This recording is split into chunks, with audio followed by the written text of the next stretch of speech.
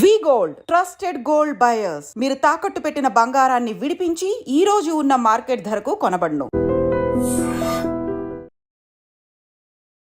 నమస్కారం, welcome to I dream. ధర్మ మార్గం విత్ విజిత కార్యక్రమానికి స్వాగతం.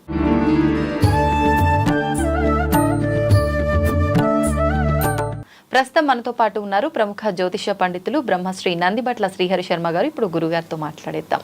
నమస్కారం గురుగారు. వాగర్థావివ సంపృక్తౌ వాగర్థ ప్రతిపత్తయే జగతః పితరౌ వందే పార్వతీ పరమేశ్వరౌ. సదాశివసమారంభాం శంకరాచార్య మధ్యమాం అస్మదాచార్య పర్యంతం వందే గురు పరంపరాం. ఆదిత్యాయ చ సోమాయ మంగళాయ బుధాయ చ గురుశుక్రశనిభ్యశ్చ రాహవే కేతవే నమః. శృంగేరి జగద్గురు పీఠాధిపతులకి, కంచి పీఠాధిపతులకి నమస్కారములు తెలియచేసుకుంటూ కార్యక్రమాన్ని ప్రారంభిద్దాం. గురుగారు, మాఘమాసం అంటేనే ఎన్నో విశేషాలకు చాలా ప్రసిద్ధి చెందిన మాసంగా చెప్పుకుంటాం. కానీ ముఖ్యంగా మాఘమాసంలో వచ్చే మాఘ పౌర్ణమి రోజు దానాలు చేయడం విశేషం అని చెప్పి మాట్లాడుకుంటూ ఉంటాం.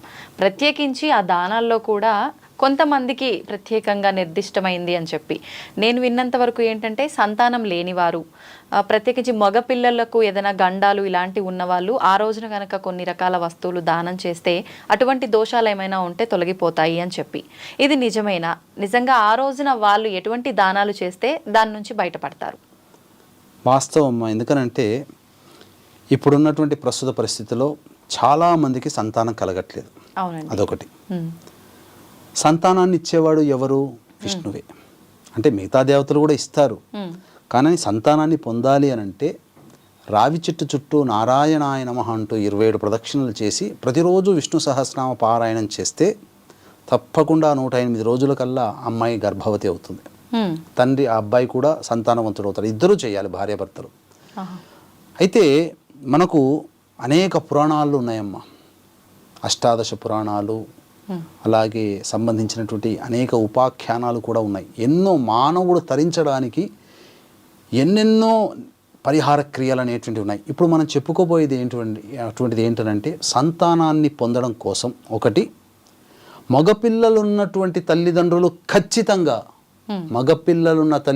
ఖచ్చితంగా చేయాల్సినటువంటి దానము మాఘ పౌర్ణమి నాడు మాత్రమే చేయమని శాస్త్రం చెప్పబడి ఉంది.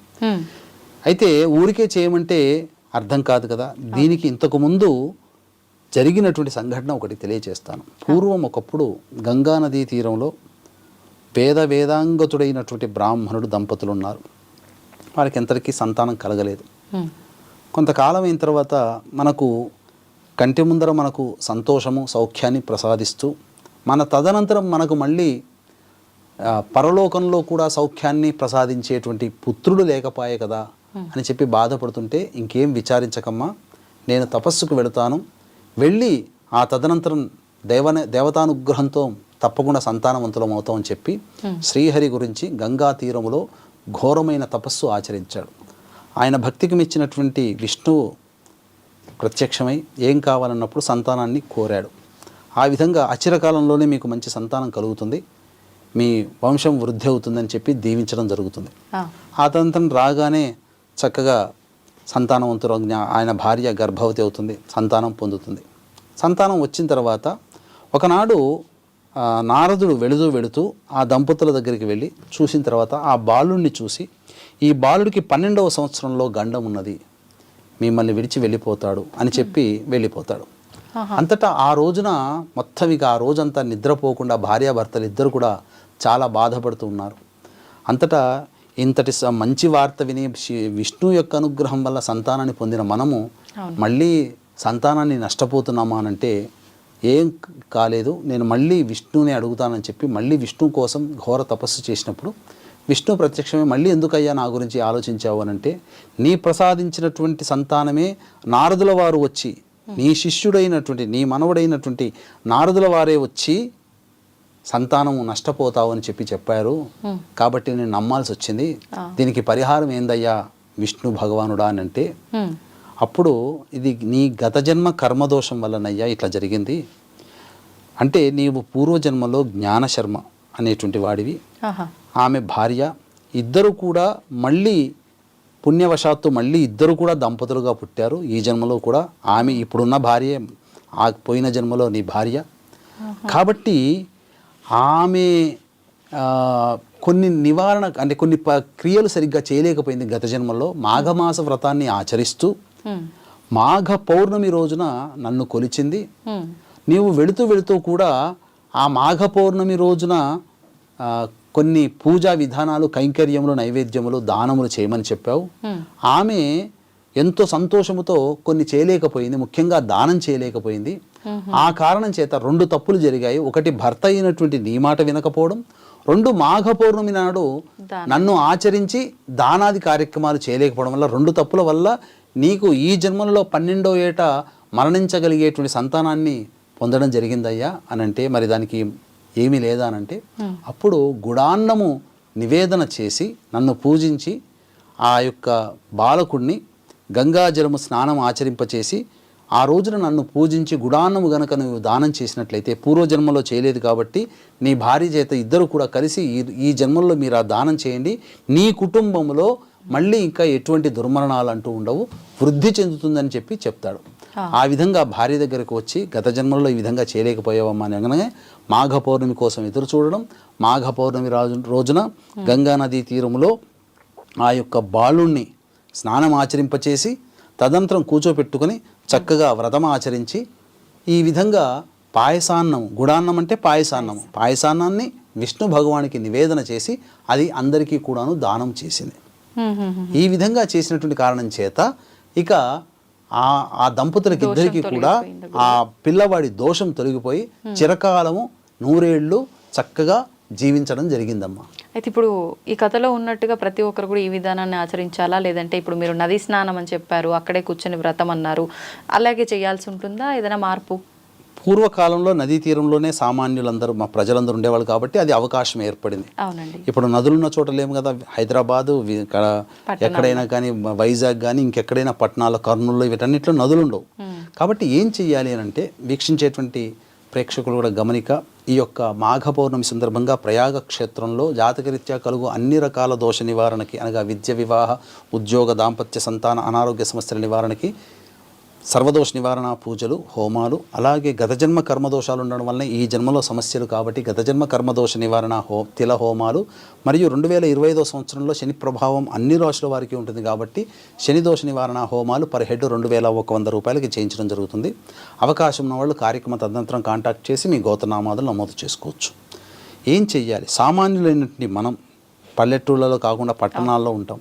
ఏం చెయ్యాలి అని అంటే, మనకు బయట ఎక్కడికి పోయినా కానీ గంగా జలం దొరుకుతుంది కదమ్మా. అవునండి. పిల్లలతో సహా అందరూ కూడా ఆ గంగా జలాన్ని బకెట్ నీళ్ళలో వేసుకొని శ్రీహరి నామస్మరణ చేసుకుంటూ ఆ పౌర్ణమి రోజున స్నానం ఆచరించాలి. ఓకే. ఆచరించిన తదుపరి చక్కగా వీలైతే ఆ రోజు ఉపవాసం ఉంటే మంచిది. ఉపవాసం ఉండి ప్రదోషకాల ఇంటిలిపాది ఉండవచ్చు.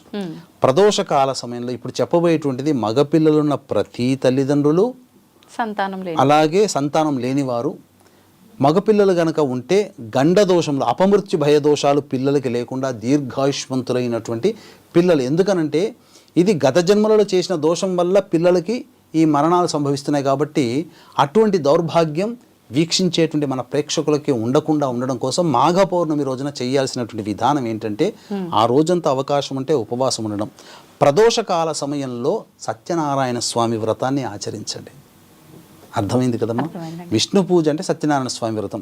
బ్రాహ్మడు దొరకడు, తులసి చెట్టు దగ్గర ఆవు నేతితో దీపారాధన చేసి అష్టదళ పద్మం వేసి పసుపు, కుంకుమ, అక్షితలు, పుష్పములు వేసి మధ్యలో ఆవు నేతితో దీపారాధన చేసి, లేదా మధ్యలో కలశం పెట్టి ఆ కలశంలో విష్ణు ప్రతిమను కానీ లేదా తులసి చెట్టు దగ్గరనైనా కానీ చేసిన తర్వాత విష్ణు సహస్రనామ పారాయణం చేసి ఇంట్లో వండినటువంటి పాయసానాన్ని ఆ విధంగా కొంత స్వామికి కొంత నైవేద్యంగా పెట్టి మిగిలినది పక్కకు పెడతాం కదా, అది దానము చేయండి. దేవాలయంలో దానం చేయొచ్చు, బ్రాహ్మడికి దానం చేయొచ్చు, లేదా ఇంటి చుట్టుపక్కల వాళ్ళకి పాయసానాన్ని కనుక పెట్టినట్లయితే తప్పకుండా ఆ ఇంట్లో ఉన్నటువంటి పిల్లలకి గండ దోషాలు తొలగిపోతాయి. ఇది ఖచ్చితంగా అందరూ చేయాల్సినటువంటిది. ఇందులో పెద్ద పోయే ఖర్చే ఉందమ్మా. మనం ఎట్లాగో పూజ చేసుకుంటాం, పౌర్ణమి రోజున విశేషంగా ఆ రోజున చేసుకోండి. ఇప్పుడు ఆలయానికి అది ప్రసాదంగా తీసుకెళ్లి అక్కడ అందరికి పంచిపెట్టచ్చు, తప్పేమీ లేదమ్మా. మొత్తానికి ఇటువంటి విధానాన్ని ఆ రోజు కనుక ఆచరిస్తే ఏమన్నా మనకు తెలిసి తెలియక పిల్లలకి ఏమైనా దోషాలు మనకు తెలియదు కదమ్మా, మనకు తెలియదు కదా. ఇప్పుడు వాళ్ళ జాతకం ప్రకారము వాళ్ళు ఉంటారు, ఇప్పుడు అక్కడ కథలో కూడా ఏంటి, ఇది నారదుడు విష్ణువు సంవాదం జరిగినటువంటిది. విష్ణువు నారదుడు ఉన్నాడు అని అంటే అది ఖచ్చితంగా అది కథ కాదు, చరిత్ర. అంటే జరిగింది, మనకు తెలియచేయడం కోసం కథ రూపంలో తెలియచేశారు. కాబట్టి అది వాస్తవానికి జరిగినటువంటి ఘటన. కాబట్టి ఇప్పుడు తల్లిదండ్రులుగా ఉన్నటువంటి పిల్లలు, వాళ్ళ పిల్లలు ఎవరైనా వాళ్ళ పిల్లలు ఆరోగ్యంగా ఉండాలి, నిండు నూరేళ్ళు, ఎటువంటి గండ దోషాలు, అసలు జ్వరం వస్తేనే తట్టుకోలేరమ్మా. ఆడుకుంటుంటే కింద పడి దెబ్బ తగిలి రక్తం కారితేనే తట్టుకోలేము, గీరుకుంటేనే తట్టుకోలేము. అటువంటిది గండములు ఉన్నాయంటే తట్టుకోగలుగుతారా ఏ తల్లిదండ్రులైనా? కాబట్టి అవి ఉన్నాయో లేవో మనకు తెలియదు, జాతకంలో మనం చూసుకోలేము. అయితే ఆ దోషం పోతుంది కదా, సాక్షాత్తు విష్ణువే కదా చెప్పింది. అందులో మాఘమాసంలో మాఘ పౌర్ణమి రోజునే చెయ్యాలన్నటువంటి పూజా నియమం ఇది. మళ్ళీ వచ్చే సంవత్సరం దాకా చూడాలి. కాబట్టి ఇప్పుడు చేసుకుంటే తప్పేముంది, ఇంట్లో పూజ చేసుకోలేమా? ఆ మాత్రం ఒక అరగంట గంట కేటాయించుకోలేమా? ఇప్పుడు మగపిల్లలు అన్నారు, అది ఓన్లీ అంటే వివాహం కాని వాళ్ళ విషయంలోనే, వివాహం అయిన వాళ్ళ పిల్లలకు సంబంధించిన తల్లిదండ్రులు కూడా చేసుకోవచ్చు? తల్లిదండ్రులు ఎవరైనా చేసుకోవచ్చు. మగపిల్లలు అన్న తర్వాత గండ దోషములు, మానవుడికి గండ దోషాలు చెప్తానమ్మా. 8, 16, 24, 32 సంవత్సరాల వరకు గండ దోషములు ఉంటాయి. బాలారిష్ట దోషములు అని అంటారు. ఇవన్నీ అల్పాయుష్ని సూచిస్తాయి. కాబట్టి 32 ఏళ్ల పిల్లల వరకు ఉన్నటువంటి వాళ్ళందరూ కూడా ఆచరించదగినటువంటిది. ఏముందమ్మా ఇందులో, పైసా ఖర్చు అయ్యేది ఏముంది చెప్పండి? మన భక్తిని మనం చూపించుకోలేమా? మన ఫ్రెండ్స్ 10 మంది 2, 3 వస్తే వాళ్ళు ఎవరు వచ్చారో వాళ్ళకి ఇష్టమైన వంటకం ఏం చెయ్యాలని చెప్పి వాళ్ళు మెచ్చుకోవడం కోసం హడావిడి చేసి గొప్పగా వంటకాలు పెడుతుంటామే. మరి జీవితాన్ని ఇచ్చినటువంటి వాడు, అన్ని నడిపించేటువంటి ఆ పరమాత్ముడి కోసం ఈ చిన్న పని, పరమాత్మని పక్కకు పెట్టిన మన కడుపున పుట్టిన సంతానం కోసం చేసుకోలేమా? అంత దౌర్భాగ్యమైన స్థితిలో అయితే మనం లేం కదా. కాబట్టి మన మాట విని ఖచ్చితంగా అందరూ కూడా ఈ యొక్క నియమాన్ని ఆచరించి, తద్వారా వాళ్ళకి కలిగినటువంటిది ఏంటనంటే అనుభవైక్య నైవేద్యం అని చెప్పి కృష్ణ భగవానుడు అన్నాడు. అనుభవిస్తేనే అది తెలుస్తుంది, తింటేనే రుచి తెలుస్తుంది. అలాగే చేసిన తర్వాత సమస్యలు వస్తాయి కదా, ఆ సమస్యల నుంచి పిల్లలు బయటపడ్డప్పుడు ఆ రోజున మాఘ పౌర్ణమి రోజున పలానా విజిత, పలానా శ్రీహరి శర్మ గారి సంవాదంలో విన్నటువంటి విధానముని మనం ఆచరించాము. కాబట్టి ఈనాడు అధిక కష్టములు పడకుండా, నష్టములు పడకుండా మన సంతానం మన కంటి ముందర సంతోషంగా ఉన్నాము అనంటే ఆ రోజున మనం చేసింది అని చెప్పి ఆ రోజున విష్ణువుకి మళ్ళీ ఇంకొకసారి థ్యాంక్స్ చెప్పుకుంటారు. అవును, నిజంగా చాలా మంచి విధానాన్ని తెలియజేశారు గురువుగారు. ధన్యవాదాలు. సర్వం శ్రీ ఉమామహేశ్వర పరబ్రహ్మార్పణమస్తు.